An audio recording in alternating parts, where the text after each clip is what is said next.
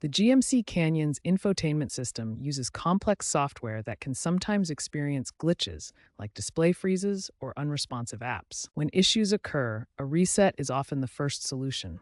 There are two main types: a reboot, which is a soft reset that clears temporary memory without data loss, and a factory reset, which is a hard reset that wipes everything but requires reconfiguring your settings.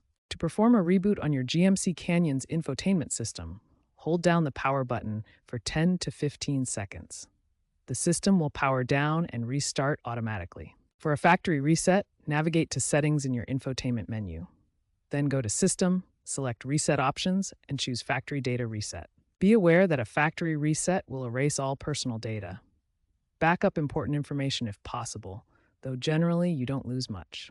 If the display is unresponsive, try a hard reset by disconnecting the vehicle's battery for 5 to 10 minutes. Perform resets with the vehicle in park and ignition on. Consult your owner's manual first. If problems persist after reset, seek professional diagnosis for potential hardware issues.